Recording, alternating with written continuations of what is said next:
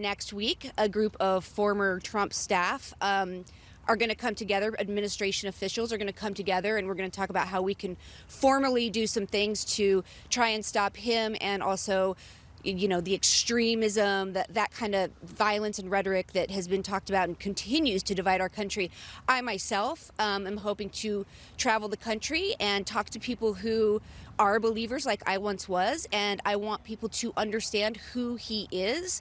He cares about no one but himself. I think a really good example of that is, you know, the people who have been rightfully punished for their role in the insurrection.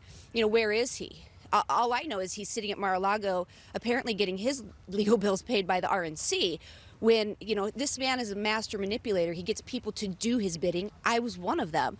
And I want people who believe in him now to talk to me, and I want to explain who he really is. So I'm really hoping for a good fight in 2022. I'm ready to roll up my sleeves and do what I can, and I'm really excited to get with these former Trump officials and do some great things. Which former Trump officials?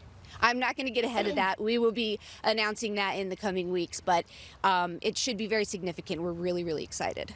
Can you tell me how many? I mean, how many of you are going to get together? About 15 right now. And is this people who are working inside the White House itself? Some of them, yes. Senior to you, junior to you? Both? Well, I mean, depends on what level. I mean, I was chief of staff, so right there would be junior to me, but both. That is interesting. Yeah. How did this come together? How did this group of former, as you say, administration officials who are now going to meet to figure out a way to prevent Trump from retaking office, how did this meeting come to pass?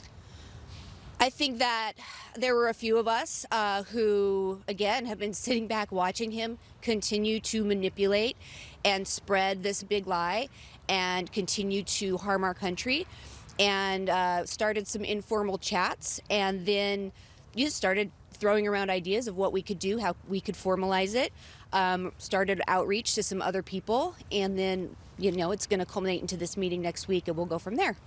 So what have you been Zooming? What have you been conference calling? What has this been like? Yes, there's been some Zooms, there's been some conference calls, and then next week will be in person and Zoom, actually, so because some people are not local.